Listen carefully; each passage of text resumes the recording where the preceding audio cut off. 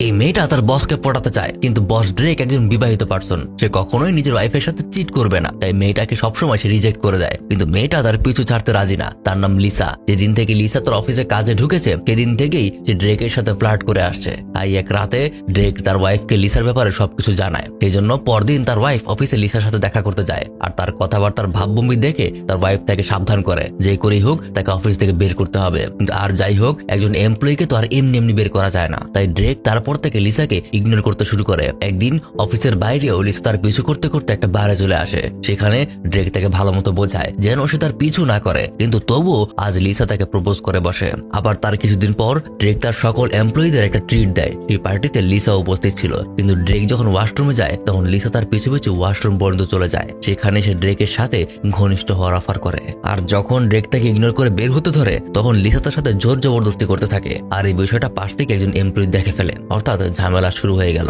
আর কিছুদিন পর ড্রেক যখন বাড়ির দিকে রওনা হচ্ছিল তখন কোথা থেকে যেন লিসা এসে তার গাড়িতে উঠে পড়ে আর নিজের কিছু জামা কাপড় খুলে তাকে লোভ দেখায়, কিন্তু তাতেও ড্রেক দুর্বল হয় না। আর এতে লিসা রাগ দেখিয়ে সেখান থেকে চলে যায়। আর এই ঘটনার পর লিসাকে ড্রেক একদম জব থেকেই বের করে দেয়। আর বাড়িতে এসে ড্রেক তার ওয়াইফকে রিসেন্ট ঘটা সমস্ত ঘটনা শেয়ার করার কথা চিন্তা করে, কিন্তু সেই রাতে তার ওয়াইফের মেজাজটা মোটেও ভালো ছিল না, কারণ তার বোনকে নাকি তার বোন জামাই আজকে ডিভোর্স দিয়েছে।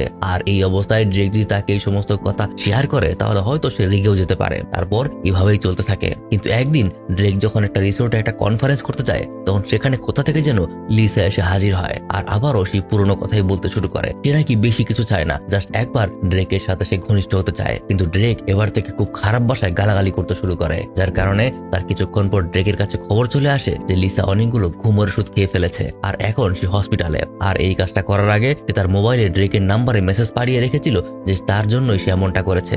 অবশ্য হাসপাতালে নেওয়ার পর সে বেঁচে যায়, কিন্তু এতে করে ড্রেকে একজন ডিটেকটিভের সম্মুখীন হতে হয়। তার নাম মনিকা। তাকে নাকি সেই কেস সলভ করার দায়িত্ব দেওয়া হয়েছে। আর সেখানে মনিকা জানায় লিসা দাবি করছে ড্রেক নাকি লিসার সাথে ঘনিষ্ঠ অনেক টাইম স্পেন্ড করেছে আর এখন তাকে ছেড়ে দিতে চায়। অবশ্য ড্রেক বারবার নাই করছিল, কিন্তু এই সমস্ত ঘটনার কারণে ড্রেকের পাশে একটা কালো দাগ পড়ে গেল, যার কারণে বাসায় তার ওয়াইফও তার উপর খুব ক্ষিপ্ত হয়ে আছে। ড্রেকের থেকে সে ডিভোর্স দিতে চায় আর তাকে উল্টাপাল্টা কথা বলে, তার ওয়াইফ থেকে ঘর থেকে চলে যেতে বলে। তাই ড্রেকও রাগ হয় আর সেখান থেকে চলে যায়। কিন্তু পরদিন সে আবারও তার ওয়াইফকে ঘটনা বোঝাতে আসে, আর যেহেতু আজকে তার মাথা ঠান্ডা তাই ড্রেককে এবার সে বিশ্বাস করে নেয়। তাই সেদিন রাতে ড্রেক তার ওয়াইফকে নিয়ে একটা রেস্টুরেন্টে ডিনার করতে যায়। বাসায় তখন তাদের বেবি সিটার তাদের বাচ্চাকে দেখে শুনে রাখছিল। ঠিক সেই মুহূর্তে লিসা তার বাসায় এসে নিজেকে ড্রেকের ওয়াইফের বান্ধবী পরিচয় দেয়। আর তারপর সময় মতো দুজনেই যখন বাসায় চলে আসে তখন তাদের বেবি সিটার তাদেরকে লিসার কথা জানায়। তাই তারা ভয় পেয়ে যায়, ভেতরে গিয়ে চেক করে দেখে যে তাদের বাচ্চা সেখানে নেই। তাই তাড়াতাড়ি দুজনে পুলিশ স্টেশনে এফআইআর করার জন্য যখন গাড়িতে উঠে বসে তখন